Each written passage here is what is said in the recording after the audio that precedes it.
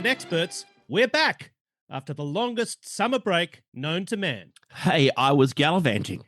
Honk's gallivanting. Hey, you were gallivanting too. I was, and we'll hear all about it shortly. And finally, a bumper recap of all the craziness since Christmas. This could be a double episode. Honky, this one could go for a week. Seriously, I think this will be a longer episode, people. So do more driving, gardening, shopping, or whatever it is you do when you listen to this podcast. Making mad, passionate love? Somehow, I think not. Welcome back to Instant Experts. It's episode 1 of season 2, The World is Still Nuts edition. It's all the latest news explained by idiots, here to keep you sane in a crazy world. I'm Henry Lee, and as always, I'm here with my dear friend, the Honk. Honky, welcome back. Henry, my dear friend, great to be here. This is a show, as we always said, it's about crooks, fuckwits, and morons. But some would argue it's made by crooks, fuckwits, and morons. It's a miracle we made it to a second season, isn't it? Well, it's pretty easy when no one pays us to do it. Henry. We can't be sacked. Henry, don't undersell yourself. This might be the biggest comeback since Elvis. And I appreciate you wearing leather pants for the occasion. This is a podcast. Who says I'm wearing pants at all? Well, hopefully, folks, will have video up and running at some stage in the next few weeks so we can all find out for ourselves. Now, speaking of not wearing pants, it is, in fact, also Valentine's Day, Henry. So I just want to say that I love you. Oh, that's very sweet, Honk. I love you too, I guess. Now, let's get on with the show. If you cared, you would have brought me flowers. I did buy you flowers. Why are they ticking? Now, Honk, normally I ask you what crookery and fuckwittery caught your eye this week, and there is plenty, but our last episode was at Christmas, so we have nearly 8 weeks to catch up on. So let's maybe start by saying what you were up to over the break. Well, I had a great break, thank you. I appreciate you asking. Last year was a pretty long year dealing with all the madness of the world, so we really wanted to get away for summer, didn't we? Go somewhere off the beaten track, well away from it all, different time zones, etc. And where did you choose? Venezuela. That's a bold choice. When were you there? We were supposed to be there for New Year. We were visiting some of our Instant Experts listeners from last year in the ABC Islands. Yes, Aruba, Bonaire, and Curacao, just off the Venezuelan coast. Bonaire was one of our destinations of the year last year. That's right. And then the plan was to get a little speedboat over to Venezuela to see what was what. Right, a speedboat. A speedboat. The only problem was, just as it was coming over to get us, you wouldn't believe it, it blew up. That was unlucky. It was hit by the US Navy as part of this Operation Southern Spear. The Pete Hegseth mission named after the gay porno. It was a Hellfire missile too. For real? For real. Hellfire missiles are the ones they shoot from drones to blow up the boats. Presumably named for the old Hellfire Club in Chippendale in Sydney. Speaking of pants, we went there a few times back in the day. A few other leather things as well, as I recall. A few whips and bondage masks and certain other leather things you couldn't necessarily see. Those were the days, weren't they? We were fresh-faced law students just looking for something to do on a Thursday night, and people said, there's this place called the Hellfire Club, which is really cool. Little did we know. Anyway, Honk, enough about S&M clubs of the 90s. How did you get to Venezuela after that? Well, the Navy felt bad for us, so they gave us a lift right into town. They dropped us right off at the presidential palace. There was some guy called Nick, or Nico, was moving out of his room, so they let us move right in. Well, that was lucky. It was a lovely place. Big suite, gold taps, place for the hookers to get changed. It was very presidential. And that was the whole holiday, was it? You hanging out in Nicolas Maduro's bedroom? Sadly, no. We got kicked out because then this chick called Delcy was moving in. Delcy Rodriguez, I think her name was. Now, is she the opposition leader who beat Maduro in the election in 2024, despite Maduro attempting to ban her from politics, and then the one that won the Nobel Prize after he wouldn't hand over power? You're being ridiculous, Henry. Why would the US unilaterally depose the leader of another country and install the legitimately elected president in his place when you have a perfectly good puppet down the hall? But didn't the opposition leader, what's her name? Is it Machado? Maria Corina Machado? Didn't she give her Nobel Peace Prize medal to Trump? Yeah, she did. And he accepted it like a little kid getting a Kinder Surprise. Now, surely that is good enough to get into government, giving him the medal along with actually winning the election. Well, that's if you assume the goal is to restore actual Venezuelan democracy rather than nick some oil and distract from the Epstein Files. Right. More on the Epstein Files a little later, but let's continue with Venezuela. So Delcy Rodriguez in charge. Who is she? Well, Delcy Rodriguez was Maduro's number 2. She's a lawyer and also the daughter of Jorge Antonio Rodriguez, who was a Marxist guerrilla leader, I was pleased to learn, who was beaten to death by the Venezuelan secret police in 1976 for masterminding the kidnapping of an American businessman. Right. So she's anti-American, I assume, if her dad was, and he was killed for it. Well, she has for a long time positioned herself as a revolutionary and an anti-imperialist, but now the US has kicked out Maduro and put her in charge. Her tune has, you wouldn't believe it, magically changed. I see. Well, somebody else is paying the piper. Yeah, indeed. Now the line is she is a, quote, pragmatic leader negotiating directly with the Trump administration. Even more reports suggest she and her brother secretly assured the US and Qatari officials before the capture that they would, quote, welcome Maduro's departure and cooperate to stabilize the country. Right. So she was the 2IC undermining her boss so she could get the top job. Sounds like your average Australian corporate workplace. I was going to say, is this... Or the Liberal Party. Is this Venezuela Liberal Party or Qantas? What is this? She's reportedly told Marco Rubio, that is the US Secretary of State, that she would, quote, do whatever the US asks to maintain stability. Right. Stability meaning keeping her regime in power instead of the chick who actually got elected. So what have her key moves been so far, Honky? Well, as I understand it, she has, 1, reopened the US Embassy in Caracas after a 7-year closure. Right. She has 2, released hundreds of political prisoners, including foreign citizens, and announced the closure of a famous prison. Right. Well, that's a plus. And 3, passing laws allowing private foreign investment to take control of Venezuela's oil production. There it is. There's the strategy. Give away the oil and stay in power. Pretty much. And Trump wasted no time. He nicked an oil tanker, as I think we talked about last year, sold the oil and put $500 million US into an account in Qatar. Yes. Now, Honk, I am the first person to accuse Trump of being a crook because he is one. Pretty clearly the biggest one, yeah. Oh, a lot of people are saying it. Very strong crook. But I did look this up, and it turns out the money was actually put into a US-controlled account to protect it from creditors, ironically including US corporations ExxonMobil and ConocoPhillips. Right. Which, as I said, American companies owed billions by Venezuela after Venezuela nationalized its oil production in 1971. So the $500 million has, can you believe it, actually been returned to Venezuela to pay public workers, police, teachers, and so on. It's starting to sound like communism again right there. Honk, it's a very confusing episode, this Venezuela thing. Now, no one would accuse Maduro of being competent or democratically elected or a good guy. So the US deposing him is actually probably not that bad. But I'm not comfortable with Trump playing kingmaker either, or queenmaker in this case. And because it's Trump, you just know there's something nefarious going on. Yeah, I mean, if you think about it, it's not even clear why he went in there, right? I mean, there's no real stated reason other than Maduro sucks. That's right. I mean, the cover story was originally about drugs. Do you remember that? Yeah, I do. Now it appears to be about getting US access to Venezuelan oil. But the irony is that the US oil companies don't want to spend the money to get the operations in Venezuela up to scratch. Well, they've been hurt before. Henry. Yes, they have. It also turns out that Venezuela produces a really heavy type of crude oil that the refiners don't like. It's kind of high carbon, high sulfur, and more like sludge than the light crude that's easy to process and that comes out of the ground in Texas by the barrel, a la Dallas. I am delighted to see you're a petroleum engineer now. It's instant experts. Now, that was Venezuela. Yes. Where else did you go? Well, the Venezuela leg was a bit of a bust, as we talked about. So we thought we'd go somewhere more normal, calm, even boring. Right. So where did you decide then? Minnesota. You're like the Forrest Gump of holiday crises, Honk. We've all seen, of course, masked ICE agents in Minnesota shoot and kill 2 American citizens for the crime of protesting against ICE. Minnesota being a Democratic governed state whose governor is Tim Walz, who was, of course, Kamala Harris's running mate in the last presidential election. So to paraphrase The Godfather, this isn't business, it's strictly personal. Now, what was it like over there? Well, look, it has a reputation for being a bit boring, Minnesota, but personally, I found the atmosphere pretty lively. I'll tell you this, I got some great videos.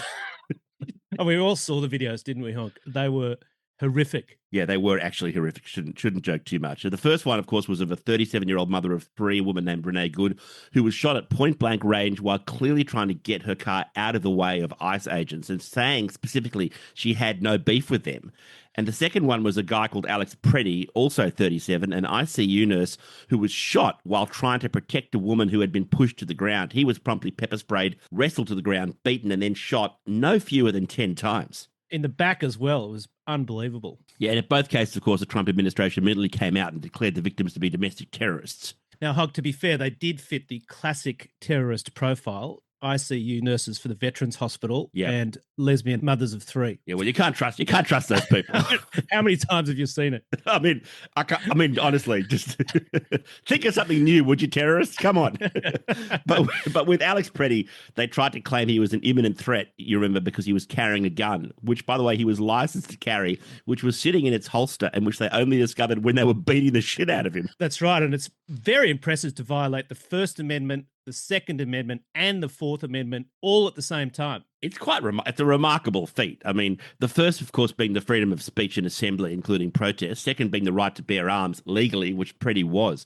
And the Fourth Amendment being the right to be secure from unreasonable search and seizure. I mean, it's basically state murder. 100%. Which they immediately lied about. I mean, right after the shooting, Border Patrol Commander Gregory Bavino claimed that Preddy had approached agents with a handgun. He was holding a phone, intending to, quote, massacre law enforcement, unquote, and had, quote, violently resisted, unquote, before his men killed him. None of those things was true. Yeah, on the upside, Bavino, of course, ended up being the designated scapegoat and was boned a couple of days later. This was that psychopath who enjoyed wearing the Goebbels-style shoulder strap, SS uniform. The haircut as well. Yeah. Now, Bavino, of course, also the great-grandson of immigrants from Italy in his case. Of course. But good riddance. Now, Honky, that was a pretty dramatic holiday. Was that all there was? Well, look, in reality, went down the coast for a bit, went to Melbourne for the tennis, actually for the first time, and I had 10 days in London. Weren't you just in London in November? Yeah, but this time was for work. Oh, sure it was. I'm doing a movie over there, or a script for a movie anyway. You realise you're allowed to go to England when it's nice, don't you? You can go in November and February where it's cold, grey and miserable. Now he tells me. No, I actually love it. I love it when it's cold, grey and miserable. It's actually who I am. What about you? Can't you hear my voice? What about you? What did you get up to? Well, I had an equally quixotic holiday, Honk. Quite an eclectic itinerary. Indeed, not one I'm sure anyone has ever taken before. Oh, yeah? Go on. Well, the first stop was Greenland. Speaking of the US, strange, I was going to say, speaking of the US turning up at strange times, did the Navy turn up there as well, or the Army? No, just the Space Force, Honk, which has a base there, as we know. Isn't that where Steve Carell lives, I think? He might do.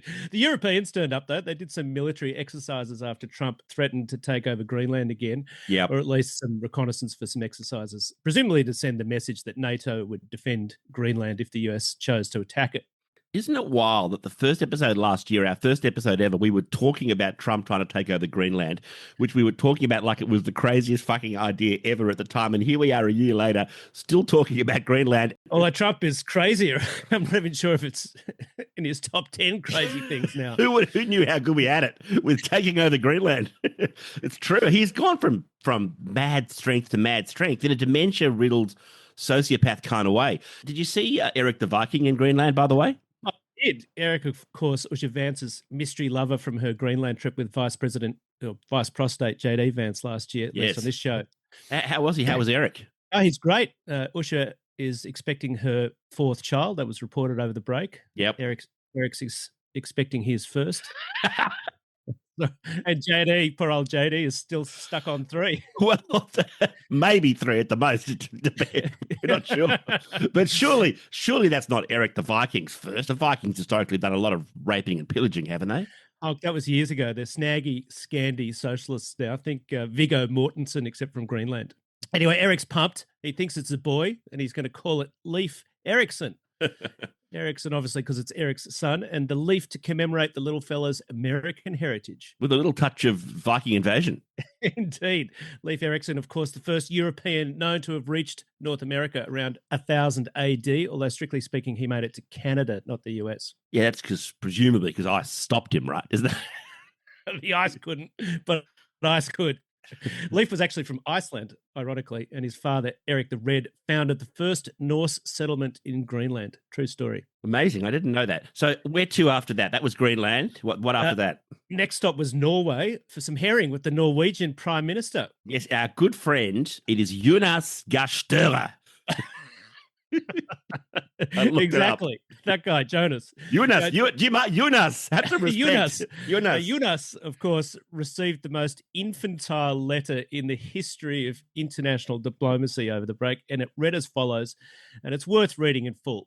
Dear Jonas, considering your country decided not to give me the Nobel Peace Prize for having stopped 8 wars plus, I no longer feel an obligation to think purely of peace, but can now think about what is good and proper for the United States of America. Denmark cannot protect that land from Russia or China, and why do they have a, quote, right of ownership, unquote, anyway? There are no written documents. It's only that a boat landed there hundreds of years ago. But we had boats landing there also. I have done more for NATO than any other person since its founding, and now NATO should do something for the United States. The world is not secure unless we have complete and total control, all capitalized, of Greenland. Thank you, President DJT.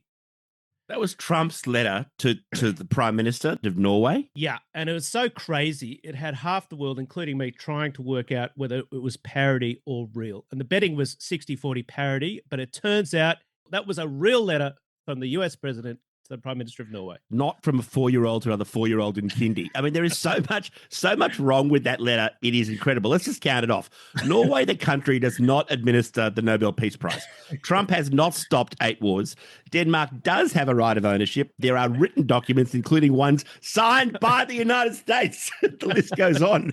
And per Leif Erikson, the boats were sailing east to west back in the day, not west to east. America did not send boats to Greenland. When does someone finally say Trump has completely fucking lost it and it is time for him to go?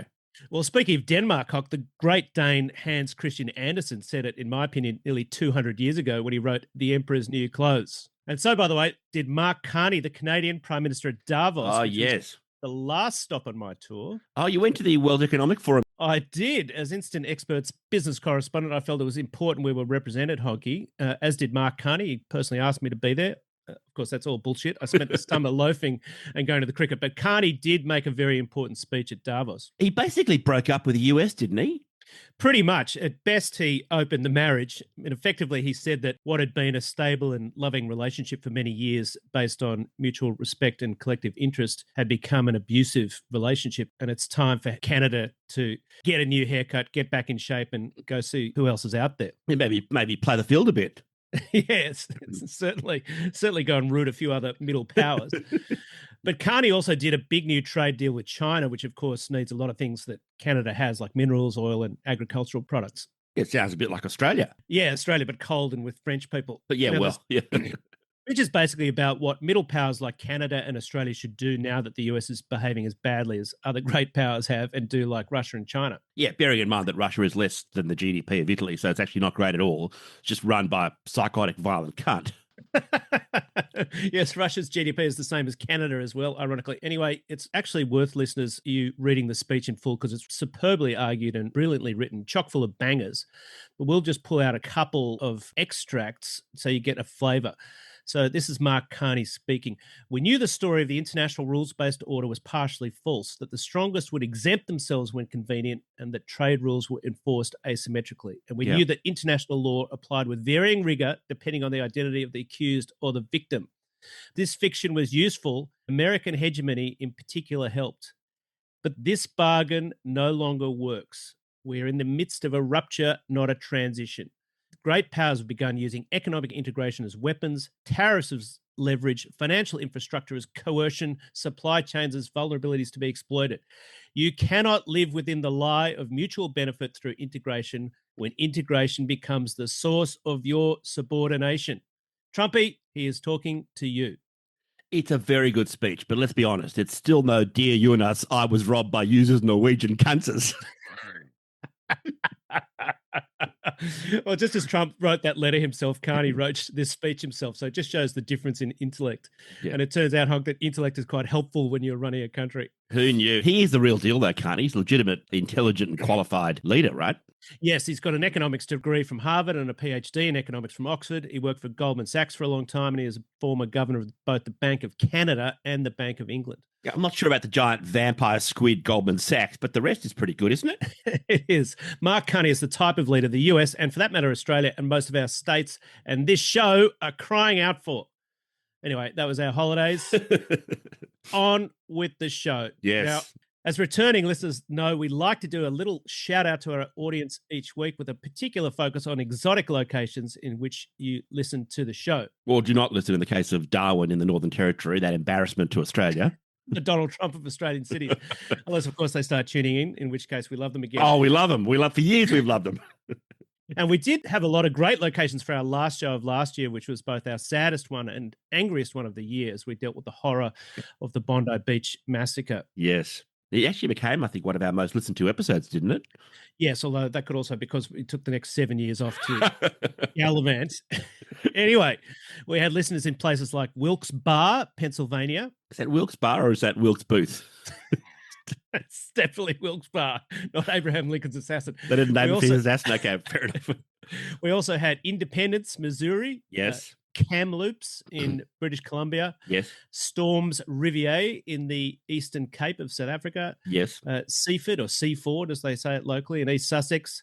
Chapanost in the Rhône region of France. Bungendore in New South Wales. And, of course, Villingen-Schwenningen in Baden-Württemberg in Germany. Dankeschön, Villingen-Schwenningen aus Baden-Württemberg.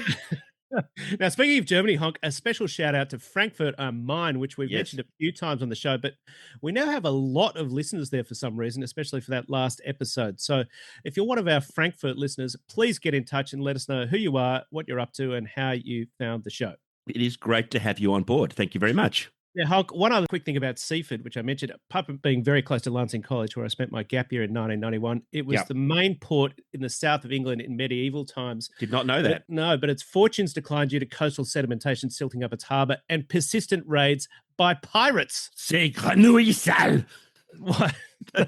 Those dirty frogs. I assume that's who the pirates were. You're quite right. They were French pirates. Anyway, thanks everybody for listening. Thanks for coming back for another year of craziness on Instant Experts. And thanks in particular for your patience while we have been bludging so furiously. Now, Honk, it is time to ask what of the many stories over the break caught your eye in particular. Well, I'm glad you asked. And this story does coincide with what we call American carnage, which is our regular segment named for Trump's first inauguration speech. And indeed his entire policy platform. Well, that's true. But I've got to say, you'd have to say, even in the explosive diarrhea waterfall that is US government and public life, it doesn't get much bigger or worse than the ongoing saga of the Epstein Files, does it? No, indeed, the traditional owners of this show. Yes, it did. So look, very, very quick recap. Jeffrey Epstein, of course, the late Florida financier who officially at least suicided in 2019 while in prison facing multiple underage federal sex trafficking charges. Former longtime best friend of Donald Trump. Trump denies any knowledge or involvement in any of Epstein's underage girl sex abuse, despite Trump himself having previously joked about Epstein liking beautiful women, quote, on the younger side. As we've talked about, having drawn a cartoon of a naked woman, signed it for Epstein's 50th birthday with the note, quote, may every day be another wonderful secret. Having said he and Epstein fell out over Epstein poaching underage massage girls from Trump's club Mar-a-Lago, but then claiming not to know what Epstein was poaching them for. No. Yeah.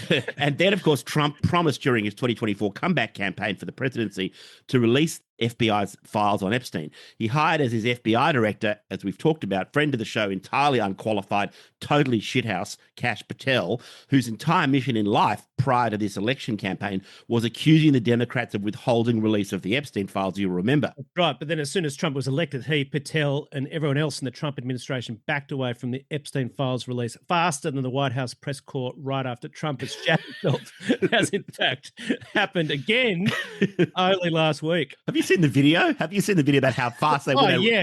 Oh, yeah. It was like the cockroaches in the kitchen. Unbelievable. The light goes on, they were scurrying away. Unbelievable. Anyway, so Congress then finally passed a law. We talked about this in the show last year. Congress passed the law. That's true, by the way. We make some stuff up on this show, but that is true. He's got a serious incontinence problem. The President of the United States. He does. At work.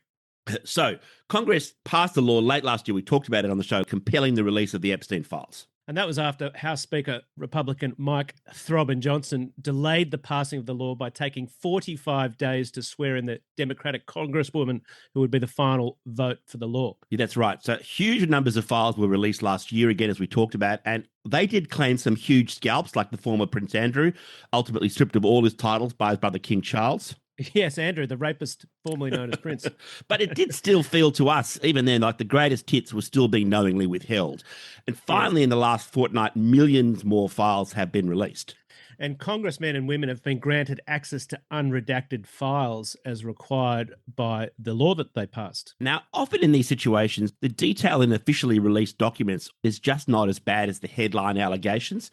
But I've got to say, in this case, the detail is a million times worse. Now, we could do a week just on this story, but in a nutshell, and even by the standards of this show, I've got to say, huge content warning. If you're driving in a car with kids, turn this off. Kids should not be hearing this.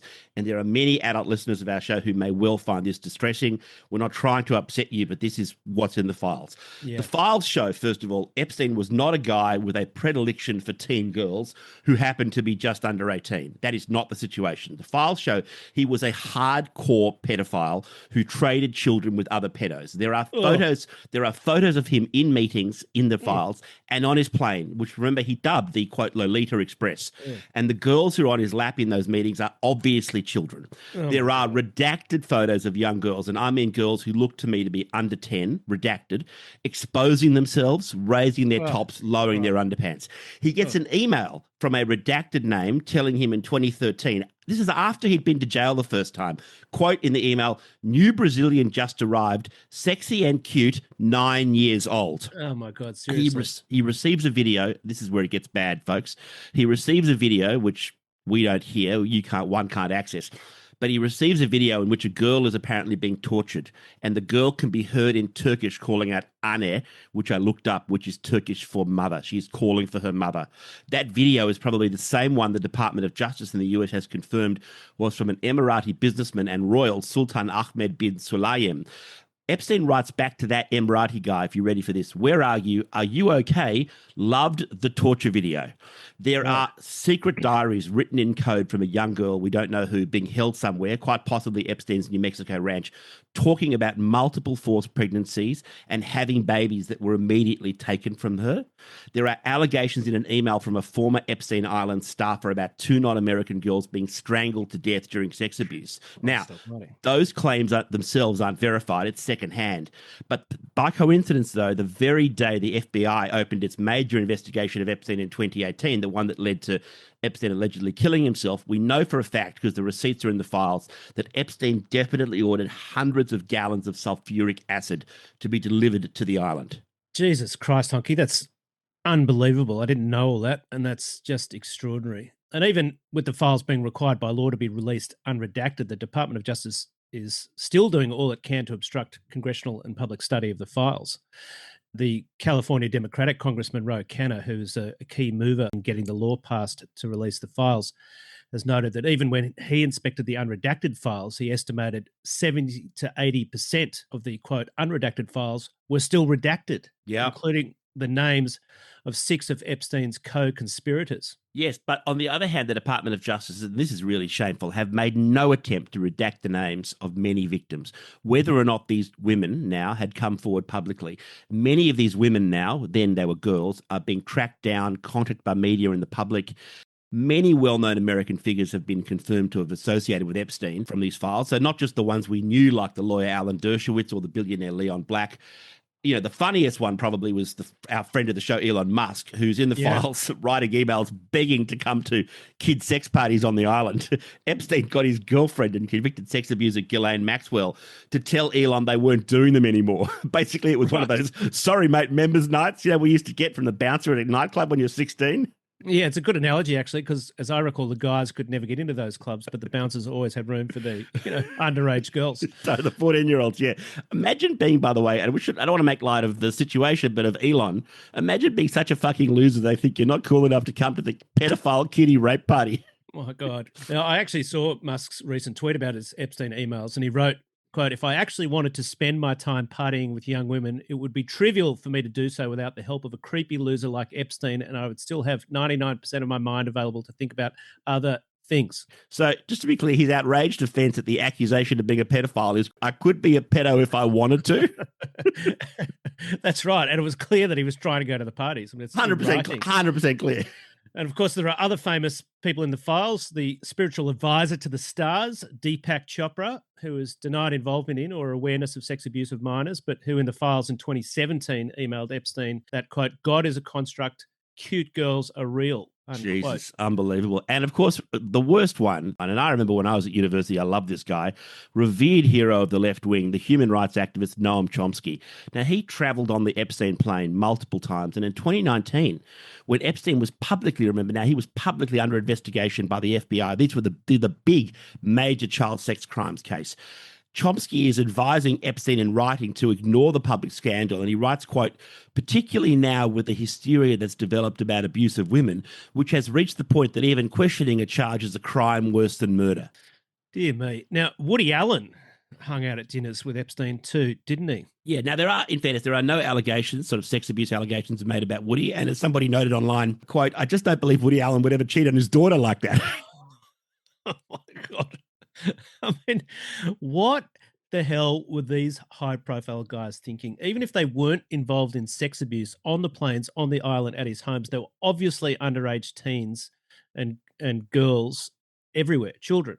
I totally agree. Who would go in the first place knowing his reputation, which, by the way, had been spoken about, including in writing and publications since the 90s? Or who would not leave on the spot when you got there if you saw the kids? Or who would ever see Epstein again after you saw him the first time, knowing all this stuff? I mean, part of the explanation probably is that even among the so-called great men, footnote asterisk trademark, as you would say, even the ones not there for the underage sex, there are a lot of pathetic, desperate cunts who just want to hang out with the powerful and don't give a fuck if they witness bad things if it means getting access. And we're seeing that with the Trump cabinet and Bondi defending yeah, and we'll come to that later in the show too. But I think you're right. You're onto something. But I think the other part of the explanation is some of these guys may have been frightened in the end not to associate with Epstein, because the other key thing emerging from the files is increasing confirmation of what's long been suspected, and which we've talked about on the show before, that Epstein was clearly a spy for various countries and on the payroll of these various countries,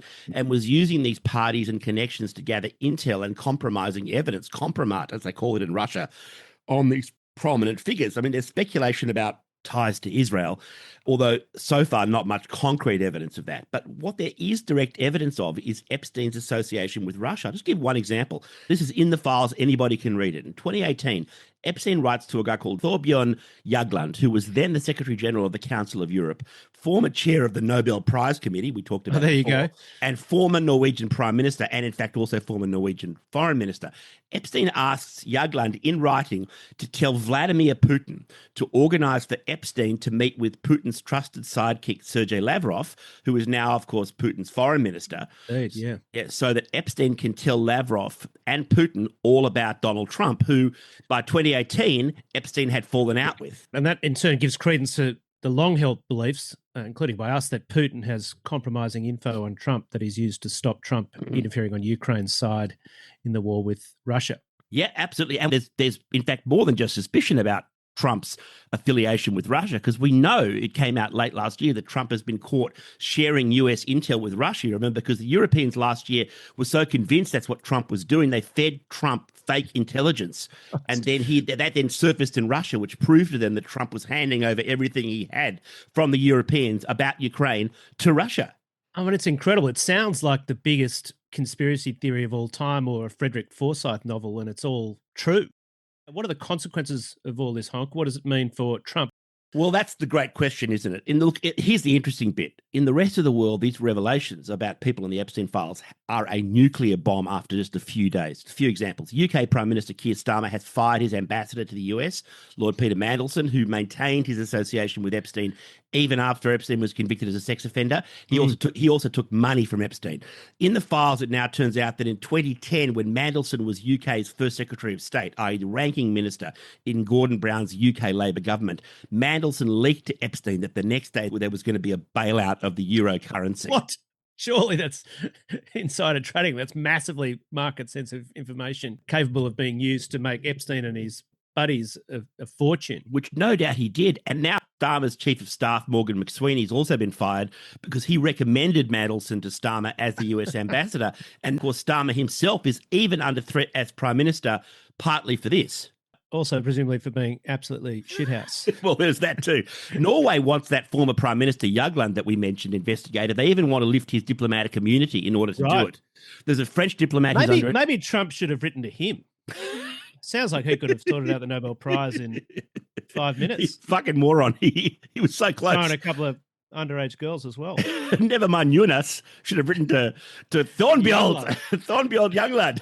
There's a French diplomat who's under investigation. The Norwegian ambassador to Jordan and Iraq is gone because 2 days before he died, get this, Epstein bequeathed her children $10 million. What? What? He was just a nice guy. He happened to like the kids of the Norwegian ambassador to Jordan and Iraq. Oh, my God. Last week, you probably saw this, there have been riots in New Delhi. There were riots in New Delhi because the current Indian Prime Minister, Narendra Modi, has turned up in the Epstein Files. What? Oh, yeah, it is internationally, this is a massive scandal. It's just crazy. You know what the saddest thing here is, Honk, besides the mass sex trafficking of children, obviously? No, what's the saddest thing? Australia's not caught up in the Epstein Files. We're a country packed with useless politicians, always up to all sorts of sex perversion, and we can't make it into the top 3 million pages.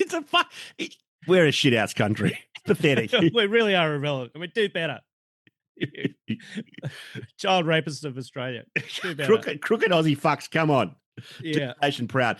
But to answer your question, as to the fallout in the US versus the international, some private figures have gone. For example, just the last couple of days, the CEO of Chuck E. Cheese has resigned just for being mentioned in the files. Well, to be fair, that is a restaurant chain explicitly targeted at kids and families. That is true. But still, there has been no direct threat yet to remove Trump from office, which is incredible. But with most of these release files still to be fully unredacted for Congress, and I believe another half of the files still to be even released to Congress, it surely only gets much worse for Trump. They're not hiding the tame stuff, are they? Well, that's exactly right. And it does look to me, I agree, that it's going to get worse and worse for Trump. I mean, US Congress so far, just in the last few days, having seen these unredacted files that have been made available, has gone ballistic. Yes, my current hero, Thomas Massie, the Kentucky Republican congressman who led the fight for the release of the files, despite the wishes of his party, along with the California Democrat Ro Khanna. Thomas Massie has said that he has a drive, that is a hard drive, with a complete list of what's in the Epstein files, and that if it all sees the light of day, quote, the system as we know it will collapse, unquote, but he's not afraid to share it. And is how the Democratic Congresswoman Becca Balint from Vermont summed it up. Just wanted to ask you, have you had a chance to review any of the unredacted files over at the DOJ, the Epstein Files? I did. You did? Yeah, I just came from there. What can you tell us? There's a bunch of sick fucks. You go, girl. Say it like it is. Yeah. But Honk, will any of Trump's key people give him up to save themselves? Because he throws them under the bus every 5 minutes. I saw Commerce Secretary Howard Lutnick, is a piece of work in his own right, has already admitted misleading Congress about Epstein and that he did have lunch on the island with his wife and kids. Are we sure it wasn't just the kids he dropped off? And what about our friend Pam Bondi, Trump's Attorney General, friend of the show? As Florida Attorney General, of course, she gave Epstein a pass from state investigation for sex crimes. She was AG for 7 or 8 years, did absolutely fuck all, and covered Trump's ass in a fraud scandal in Florida in return for a bribe. Well, and look, yeah. was rewarded with the Attorney Generalship for her loyalty. Well, is she being loyal? You've answered your own question. She is sticking by Trumpy like a nappy during a press conference. During an episode. I mean, even under pressure in Congress this week, and Pam was called back before Congress this week, Pam was calm, cool as a cucumber, totally balanced. Just have a listen to this. Have you apologized to President Trump?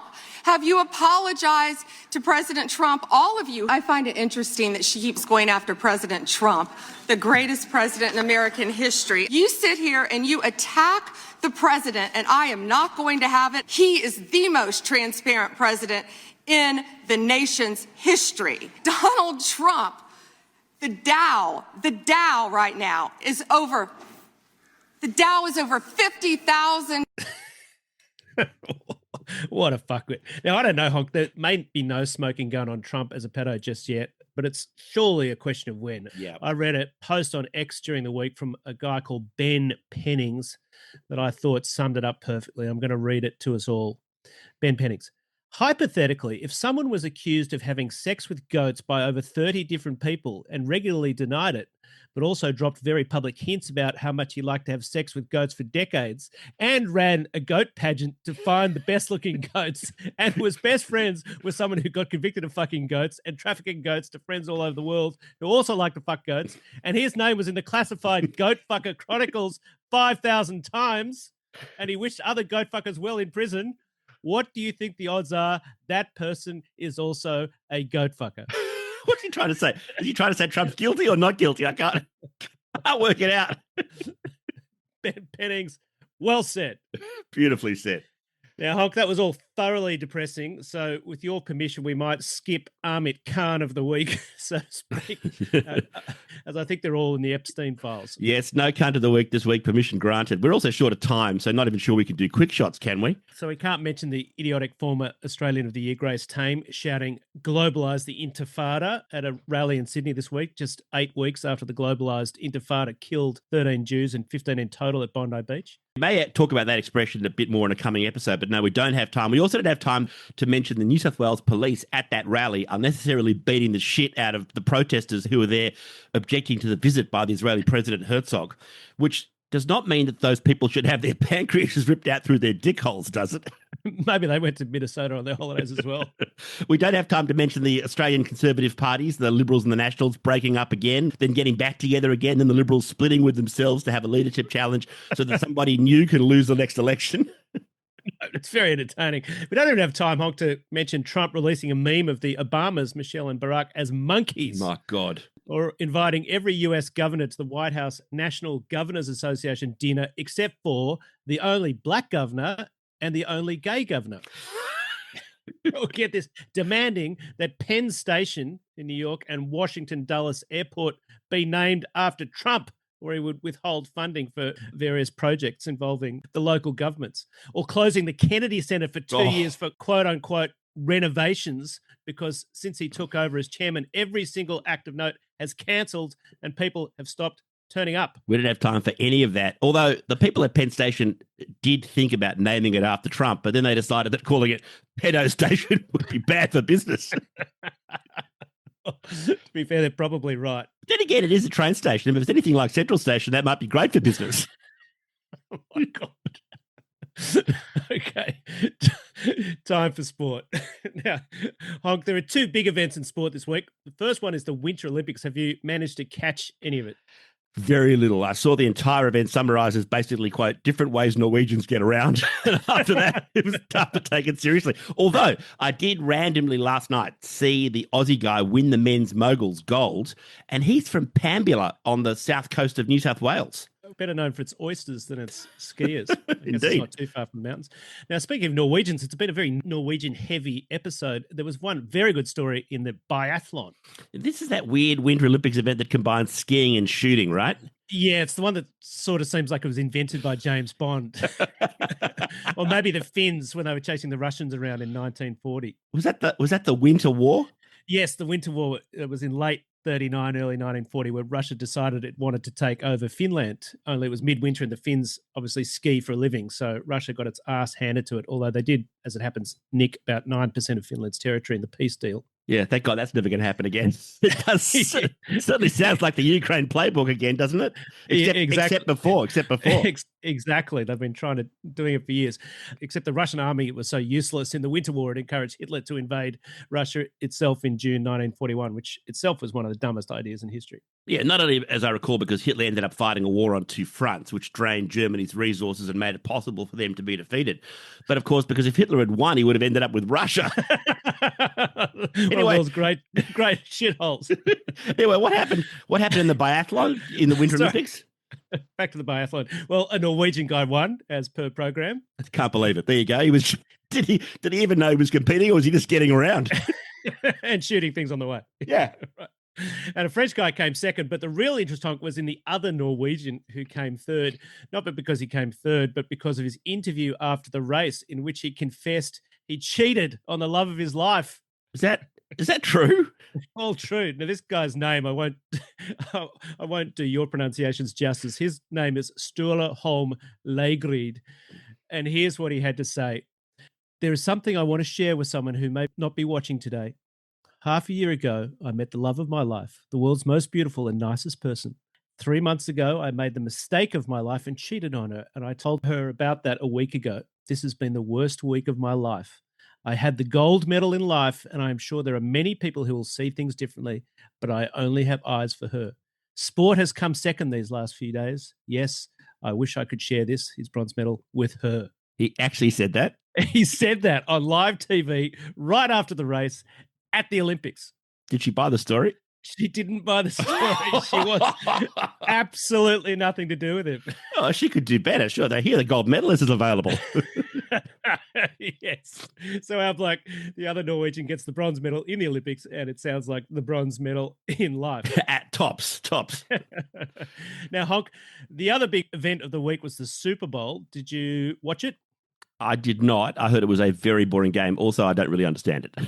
It was an easy win for Seattle. The defense was just way too good, and New England did nothing all game. But I did watch the halftime show at the Super Bowl. Honk, that is your sports watching in a nutshell. You skip the actual sport and go straight to the lavish musical. To be fair, the whole thing has been widely described as a Bad Bunny concert with a small bit of football either side.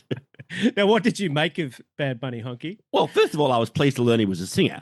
Yeah, I actually thought he was a rapper. I had no idea what he I did. thought he was a wrestler. What? For real? No, I knew he was a singer, a very good singer, but he is also a wrestler. He's a huge wrestling fan. I love him straight away. In 2023, when WWE staged a big event in San Juan, Puerto Rico, where Bunny's from, they put him in a, quote, street fight with a bad guy called Damian Priest, who's also from Puerto Rico, whose culo Benny proceeded to kick from one end of the stadium to the other. He trained for months. He was really good, like kendo sticks, guitars. He's in the ring. He's in the ring. He fought. He was great. He was really good. Kendo sticks, guitars, garbage cans, you name it, he used it. But Off the turnbuckle. Bad Bunny. You bet. All kinds of crazy shit. And he was also, though, outstanding at the Super Bowl halftime, in all seriousness. Musically great, amazing dancing, huge spectacle, and a message of cultural harmony and inclusivity that was so powerful, even Donald Trump felt moved to speak out. What, positively? No, by demanding conservatives stage a rival halftime show and asking why the Super Bowl couldn't get an American to perform. Does he know Puerto Rico is actually part of the United States and Bad Bunny is American? Well, I think he probably knows that now. Now, that conservative alternative halftime show actually happened, right? It was put on by the late Charlie Kirk's Turning Point USA. Yes, and in fact, it was headlined by the musical genius that is Kid Rock. Your favourite. His real name is Bob Ritchie, by the way. And Who Kid Rock. Imagine a world in which Kid Rock's an improvement.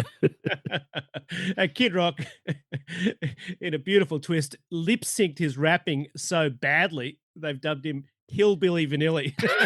I also like the conservative halftime show has also been dubbed Clanchella.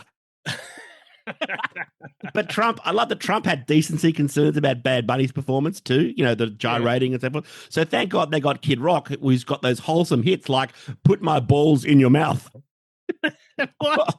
Is that true? One of his songs. Honorable mention also to the fake boxer Jake Paul, you know, the one who did the fake fight with Tyson. Yeah. For dissing. And then got a real punch from Anthony Joshua. Indeed. In two places. And so Jake Paul went online dissing Bad Bunny for being Puerto Rican, which prompted your girlfriend, AOC, Congresswoman Alexandra Ocasio-Cortez, to have to point out to the whole world that Jake Paul actually lives in Puerto Rico. Oh, my God. And has for years as a way of minimizing his tax. Oh, these people. Now, Honk, we got our cunt of the weekend after. We did. Trump also seemed to suggest that Bad Bunny was going to be the first non-American to headline the Super Bowl halftime. Apart from the fact that Bad Bunny, as we said, is American, does he know about, you know, Rihanna from Barbados or Shakira from Colombia or The Weeknd from Ontario in Canada? I think The Weeknd's parents are Ethiopian immigrants. Yes, well, don't tell Trumpy. Then there's also been, let's think who else is not American. There's been Coldplay. Yes, from Mix FM. The Who. From the 1960s. Yeah, Paul McCartney, Rolling Stones. Yeah, see above. And, of course, there was Prince. Well, Prince was American, wasn't he? Actually? Yeah, but from Minnesota. Very, very good. Okay, folks, that's all we have time for. Yeah, I'm not sure we even had time for all of that. But there was so much crookery to get through. Indeed, and no doubt there'll be much more next week. Before we go, though, we do want to say thanks again for being with us. It means a lot, and we greatly appreciate it. We really do. We're also making a real effort to grow the show, not just make the show. So if you keep spreading the word as you have been and sharing us with your friends as you have been, that would help a lot. Yeah, or your enemies, as the case may be. I mean, they don't deserve you, but they might deserve us. Please also follow us on TikTok and Instagram and read our show notes, which are available in the rundown wherever you get the podcast. They've got even more jokes, most of which leak out of Henry's brain when he's had too many methylated spirits. And keep sending your text, voicemails, and emails, especially you Frankfurters. They're our tastiest, our most delicious listeners. We'll be back next week at the usual time, early Saturday morning, Australian East Coast time. And we're aiming to do an episode a week for most of the year again, with the odd break for gallivanting. Personally, I'd like to get at least to the November midterms so we can see Trump put through a table, Bad Bunny style. I was going to say, he'll try and rig it and still lose like that no good Damien Priest. Well, let's hope so. Now, Honk, we usually like to finish with some audio of further crooks, fuckwits, and morons, but personally, I'm still recovering from the Epstein segment. Yeah, so fair I'm going to go with something a little bit more uplifting this week. It's the audio of an emergency call of a 13-year-old Aussie kid in Western Australia named Austin Appleby, who listeners may have heard swam in the open ocean for 4 hours to get help for his mother and his little brother and sister who were dragged out to sea on kayaks. I didn't realize this till you told me the kid also then had to run another 2 kilometers to get to a phone when he got to the beach. That's right. It only happened a couple of weeks ago, right at the end of January, and it's because of his actions that his family was rescued after 10 hours in the water just before dark, clinging to a paddleboard. It's an amazing story. What have you gone with, Honk? Well, from the sublime to the ridiculous, it was also announced this week that Guns N' Roses, the classic 80s, 90s band, are going to be playing a show in Adelaide later this year for the BP Grand Final. That's the huge supercar event. That's not ridiculous at all. I love the Gunners. That'll be great. I'd love to go see them. Yeah, they're great, except to commemorate the occasion, I have brought back the great Lord Vin Rentiero. Who? He's the famous Brazilian pianist, accordionist, and sound engineer. Not ringing any bells, Honky. Yeah, he doesn't ring bells, Henry. He squeezes chickens. You might remember. You might remember his version of Aha's classic "Take on Me" from last year's show. How could I forget? Well, he was so popular. We did so well with him. I have brought him back this week for some Guns N' Roses magic. So enjoy a 13-year-old bona fide Aussie hero, followed by some of the finest rubber chicken Guns N' Roses you're likely to hear this particular day. And we will be back next week because, as the great Henry Lee always says, stupid never sleeps. Police emergency. What location do you need the police? Hello. My name's Austin, and I'm outside beach. Mm-hmm. I have 2 siblings, Bo and Grace. Bo is 12 and Grace is 8. Mm-hmm. We went out on a kayak trip and a paddleboard trip, and we took out to sea, and we got lost out there, and we got lost around about I don't know what time it was, but it was a very long time ago. You know, we couldn't get back to shore, and Mum told me to go back to get help. And then I haven't seen them since. I think they're kilometres out in sea. I think we need a helicopter to go find them. I'm sitting on the beach right now, and I have to also explain, I think I need an ambulance because I think I have hypothermia. I'm just typing this in. Bear with me. So Mum is out there with kids as well. Is that right? Yeah, and I don't know what their condition is right now, and I'm really scared. I have to swim around about 4 kilometres facing the current, and I'm extremely tired. I think I have heat stroke, and I feel like I'm about to pass out. I'm very busy. Just bear with me for a moment. I'm just going to go quiet, but I want you to stay on the phone, okay? Okay.